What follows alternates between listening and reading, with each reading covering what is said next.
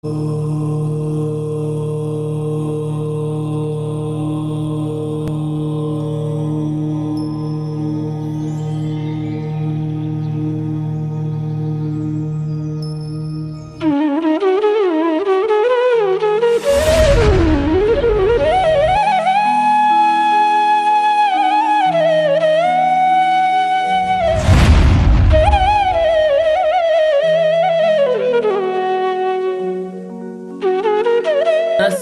सच्च वयने जो जोगो सोदु सच्च वची जोगो तव विवर त देखो डबल व है तो तव ऐसा उच्चारण होगा पहले।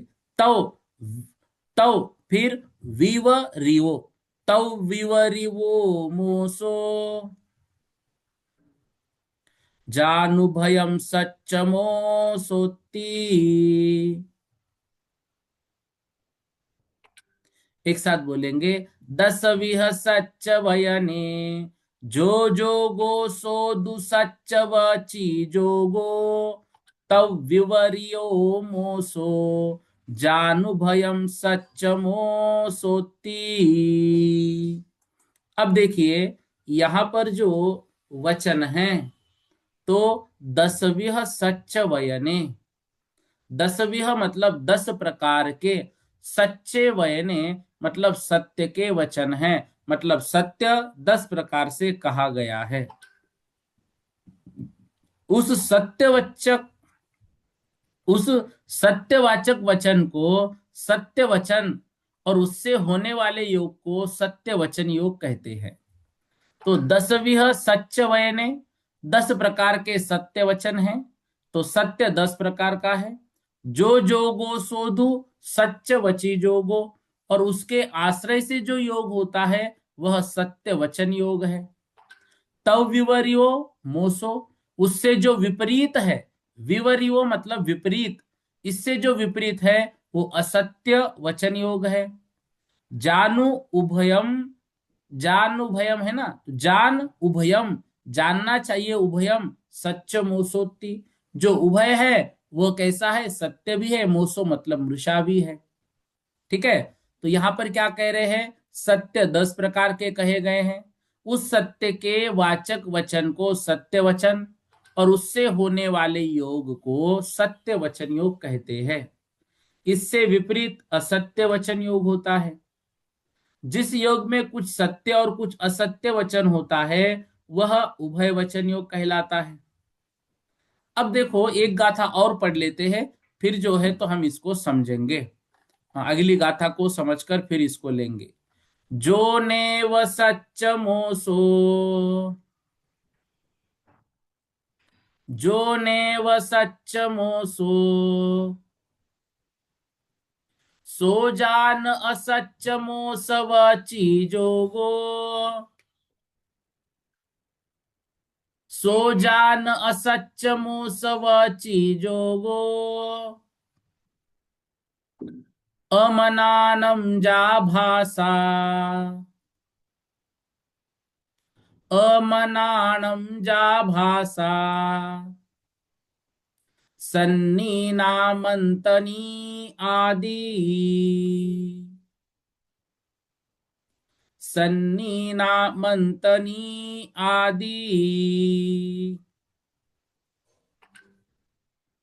अब देखो यहां पर अनुभय जो वचन योग है उसको कह रहे हैं। जो नेव सच्च मोसो, जो नहीं है, सच्च मतलब सत्य भी, मोसो मतलब मृषा भी।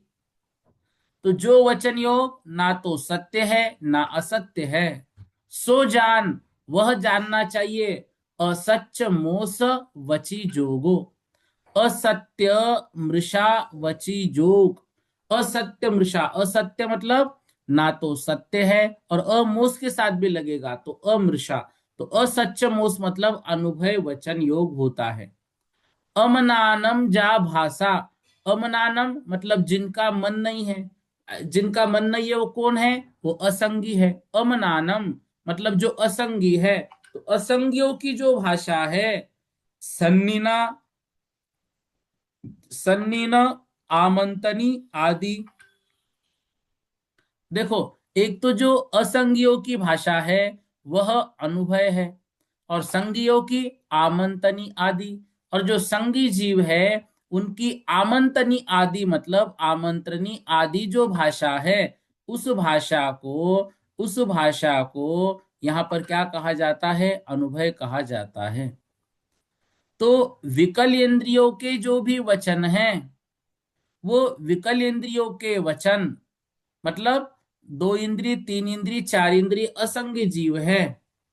फिर मतलब असंज्ञ तक सारे जीव जो है उनकी जो भाषा है वो अनुभय है, क्योंकि इनके वचनों में ध्वनि का ज्ञान नहीं है। यहाँ पर इनका जो अभिप्राय है ये हम समझ नहीं सकते हैं, इस कारण से इनकी भाषा को अनुभय कहा जाता है। ठीक है। अब देखो, दो गाथाएं हमने देखी, अब शुरुआत से समझते हैं। गाथा नंबर 220 देखो। अब यहां पर कह रहे हैं, जो वक्षमान जनपद आदि 10 प्रकार के सत्य कहे, वे 10 प्रकार के सत्य अगली गाथाओं में आएंगे, इसलिए अब उस पर चर्चा नहीं करेंगे, सिर्फ इतना समझ रहे। 10 प्रकार की जो सत्य है उसके वाचक वचन को सत्य वचन, और उससे होने वाले योग प्रयत्न विशेष को सत्य वचन योग कहते हैं। इससे जो विपरीत है उसको मृषा, और कुछ सत्य और कुछ मृषावाचक उसको उभय वचन योग, ऐसा समझना चाहिए। अब सत्य पदार्थ है जैसे जल, सत्य वचन सत्य पदार्थ को कहने वाला वचन, भाव सत्य सत्य वचन की शक्ति, और सत्य वचन योग भाव सत्य की प्रवृत्ति विशेष। देखो, जहां पे वचन योग की बात होगी वहां पे जीव की प्रवृत्ति होगी। सत्य वो शक्ति है, योग वहां पे प्रवृत्ति है। शक्ति और प्रवृत्ति में बहुत अंतर है। भाई, शक्ति क्या है? इंद्र में शक्ति इतनी है कि वो संपूर्ण जो मध्य लोक है उसको उल्टा पलटा कर दे, लेकिन उसकी प्रवृत्ति कभी नहीं होती है। शक्ति और प्रवृत्ति में अंतर है। इस प्रकार से ये सत्य वचन योग। अब देखो, स्वर नाम कर्म के उदय से प्राप्त भाषा पर्याप्ति से उत्पन्न भाषा वर्गना के आलंबन सहित जीव की शक्ति विशेष को भाव सत्य कहते हैं।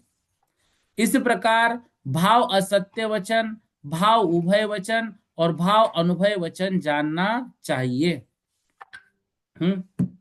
अब देखो, यहां पर असत्य पदार्थ जो ना सत्य हो, अर्थात असत्य है। असत्य वचन उनको कथन करने वाला वचन, असत्य वचन योग। असत्य वचन के द्वारा जो योग होता है वो असत्य वचन योग।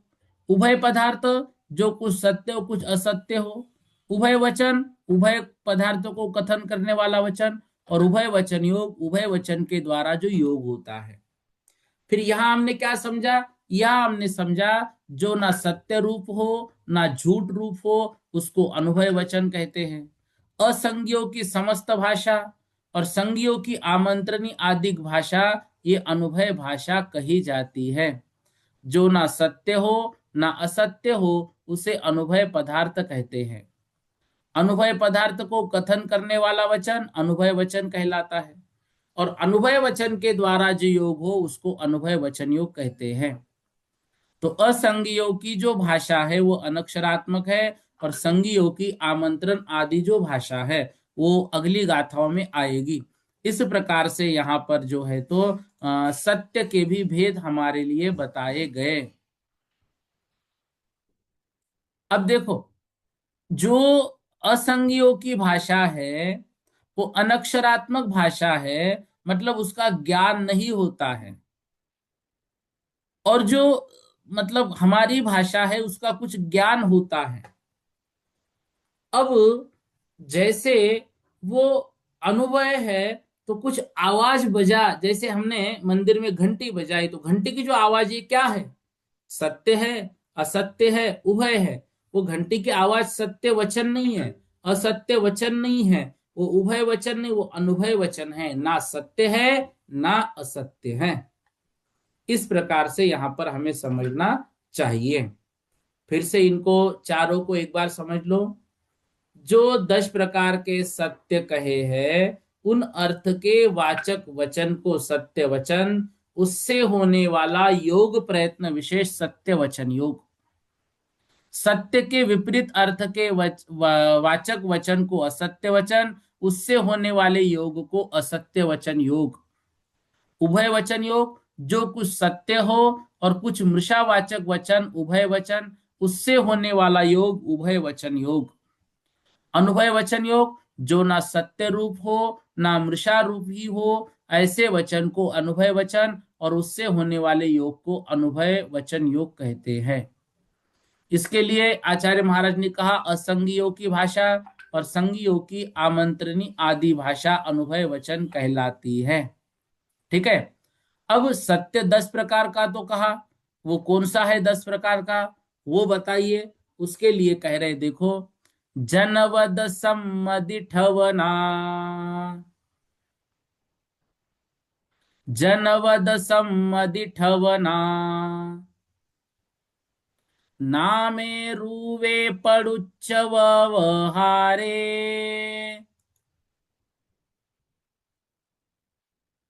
नामे रूवे पड़ुच्च व्यवहारे,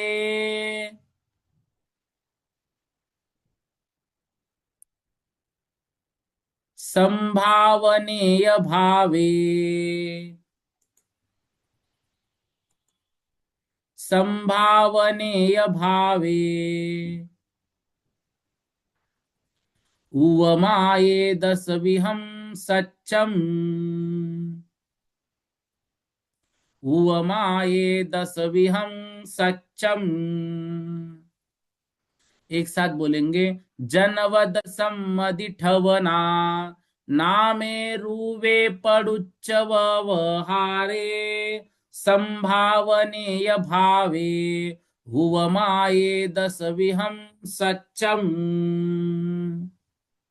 देखो, जो भेद यहां पर किए हैं, जनवद मतलब जनपद सत्य, फिर सम्मति, सम्मति सत्य मतलब सम्मति सत्य, ठवना, ठवना मतलब स्थापना सत्य, नामे नाम सत्य, रूवे रूप सत्य, पड़ुच्च, पड़ुच्च मतलब प्रतीत्य, प्रतीत्य सत्य, व्यवहारे मतलब व्यवहार सत्य, संभावने संभावना सत्य, भावे भाव सत्य, उपमाये उपमा सत्य, दसविहम सच्चम, ये 10 प्रकार का सत्य कहा गया है। हाँ सागर भैया बोलिए, क्या कह रहे हैं आप? हाँ, जय जिनेन्द्र भाई जी, ये जो आमंत्रणीय जो भाषा है, हम्म। इसको किस प्रकार समझे, मतलब क्या है ये आमंत्रणीय भाषा मतलब? ये देखो, ये अभी आगे आएगी, ये दो गाथा के बाद वही विषय आएगा। अच्छा। आमंत्रण मतलब और किसी को बुलाना, आमंत्रण मतलब किसी को बुलाना, ऐसी बहुत सारी बातें हमारी होती है। तो अभी आएगा, वो खुद ही आगे आएगा। और बोलिए। और जैसे असंगी का जो दिया, तो वो जो वचन निकाले असंगी ने, तो उसको तो हम्म। वो तो समझेगा, या उसकी पर्याय का जीव दूसरा तो समझ पाएगा, नहीं समझ पाएगा उसको? नहीं समझेंगे वो आपस में भी नहीं समझेंगे उसको। तो इसलिए उनकी जो भाषा है वो, स्वयं भी नहीं समझ पाएगा। नहीं, खुद तो भाई वो आवाज कर रहे हो, खुद के लिए कोई दिक्कत नहीं, लेकिन वो एक भाषा नहीं है। वो उनकी जो आवाज है वो संकेत हम्म। रूप में है बस, उनके लिए आपस में। ठीक है। अच्छा। जी। जी जी। हाँ, नेमी चंद्र जी भैया बोलिएगा। भैया जी जय जिनेन्द्र। जय प्लीज जिनेन्द्र। पीडीएफ डाल दीजिएगा प्लीज। अरे ये रह गई क्या? अच्छा अच्छा, ठीक है ठीक है, मैं आज भेज देता हूँ इसको। मैं क्योंकि बाहर हूँ और शास्त्र भी मेरे पास नहीं है, तो नहीं नहीं, मैं मैं ये जो जो विषय आता है उसके पहले भेजता हूँ, मैं भेजना भूल गया, मैं भेज देता हूँ इसको आप भी क्लास के बाद। जी जी भैया जी। जी। उर्मिला दीदी जी बोलो।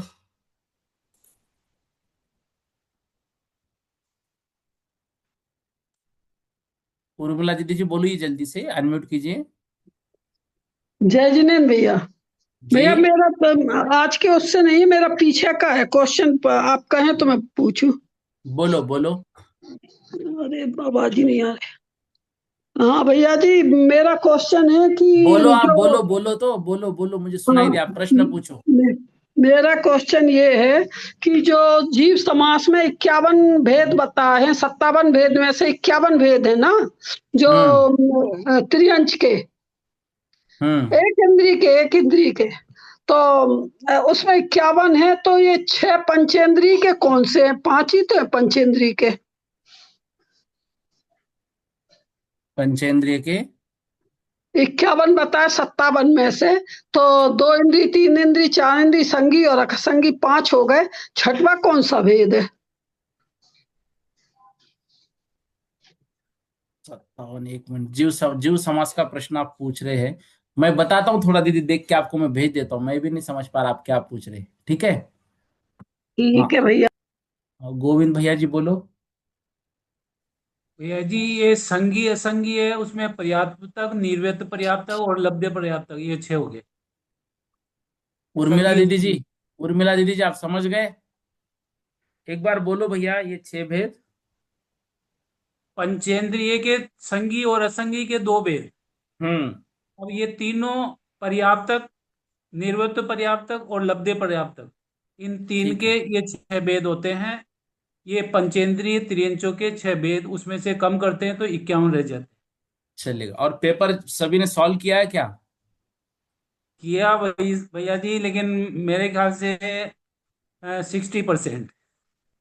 ठीक है ना। अभी इसको क्या करो, जिन्होंने नहीं किया है वो बिना देखे, अगर नहीं हो रहा एक बार देख के करो और फिर इसको याद करो, क्योंकि हाँ, उसमें देख के सारे कर प्रश्न लिए लेंगे। ताकि आपका जो विषय छूटे नहीं कोई भी। जी ठीक भैया। है जी। जी। हम्म चलो, अब देखो, ये 10 प्रकार के सत्य यहां पर गए हैं, इनको हम समझते हैं। जनपद सत्य। जनपद सत्य मतलब क्या है?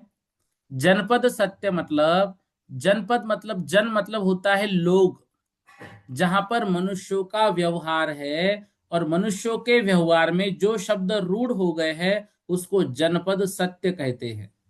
मतलब वहां के रहने वाले देशवासी मनुष्यों के व्यवहार में जो शब्द रूढ़ हो गए हैं उसको जनपद सत्य कहते हैं। जैसे सब जगह पर एक ही वस्तु के अलग अलग नाम हैं। अब वस्तु तो नहीं बदल रही है, वस्तु तो नहीं बदल रही है। जैसे चावल है, उसको कहीं पर चावल बोलते हैं, कहीं पर भात बोलते हैं, कहीं पर भेटू बोलते हैं, कहीं पर वंटक बोलते हैं, कहीं पर मुकड़ू बोलते हैं, कहीं पर क्रुलू बोलते हैं। तो ये भिन्न भिन्न जो है, वो भिन्न भिन्न शब्दों के माध्यम से एक ही वस्तु को कहा जा रहा है। इसको कहते हैं जनपद सत्य। हमें झूठ नहीं कह सकते भाई, नहीं तो वहां लोग लड़ने रहे, ये कहेगा ये तो भात है, वो कहेगा ये तो चावल है, ये कहेगा ये भेटू है। हाँ भाई, बिल्कुल सही, सबका सही है, आप अपनी अपनी भाषा से कह रहे। ये जनपद सत्य। सम्मति सत्य मतलब बहुत मनुष्यों की सम्मति से जो सर्वसाधारण में रूढ़ हो गया, उसे सम्मति सत्य कहते हैं। देखो, जैसे मतलब हम आजकल कहते हैं ना, देवियों और सज्जनों।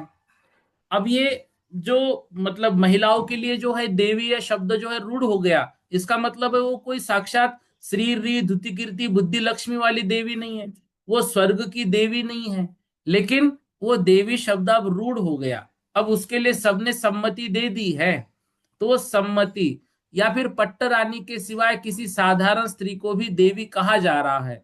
ये क्या है? सम्मति सत्य। अब स्थापना सत्य, किसी वस्तु में उससे भिन्न वस्तु के समारोप करने वाले वचन को स्थापना सत्य कहते हैं। जैसे हम भगवान जी की प्रतिमा में भगवान जी को ही स्वीकार कर लेते हैं, ये सत्य है कि ये श्रेयांसनाथ भगवान की प्रतिमा है, ये नेमिनाथ भगवान की प्रतिमा है, ये बाहुबली भगवान की प्रतिमा है। ये क्या हो गया? तो उसमें हमने स्थापना कर दी। नाम सत्य मतलब दूसरी कोई अपेक्षा न रखकर केवल जो किसी की संज्ञा का काम करता है, मतलब उसका नाम रखा जाता है, उसको नाम सत्य कहते हैं। जैसे हम व्यवहार के लिए कुछ नाम रख दे जिनेंद्र, तो वो जिनेंद्र भगवान नहीं है, लेकिन व्यवहार के लिए नाम रखा है।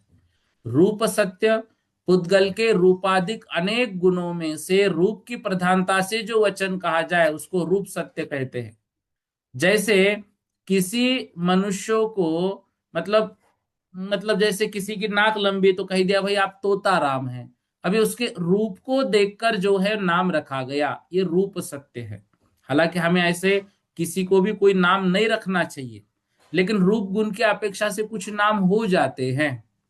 फिर है प्रतीति सत्य या फिर प्रतीत्य सत्य, या इसको दूसरा नाम आपेक्षित सत्य भी कहते हैं आगम में। तो किसी विवक्षित पदार्थ की अपेक्षा दूसरे पदार्थ के स्वरूप का कथन करना। जैसे किसी छोटे या पतले पदार्थ की अपेक्षा दूसरे पदार्थ को बड़ा या दीर्घ कहना, मतलब प्रतीत्य मतलब अपेक्षा से। क्या अपेक्षा करना? ये प्रतिमा जी बड़ी है। बड़ी कैसे कह रहे हैं? उससे तो और बड़ी बड़ी प्रतिमाएं हैं। हाँ, लेकिन हमारे मंदिर में यही सबसे बड़ी प्रतिमा है बाकी प्रतिमाओं की अपेक्षा से। ये क्या है? ये प्रतीत्य, अपेक्षा से हम छोटे बड़े का व्यवहार करते, प्रतीत्य सत्य। व्यवहार सत्य, नैगम आदि नयों की प्रधानता से जो वचन बोला जाए उसको व्यवहार सत्य कहते हैं।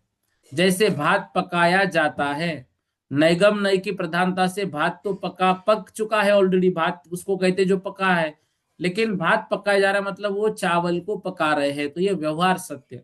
मैं शिखर जी जा रहा हूं, अभी कहाँ जा रहे हो? अभी तो टिकट बना है, हाँ लेकिन बन न गया ना, तो मैं कह सकता हूं मैं शिखर जी जा रहा हूं, व्यवहार सत्य।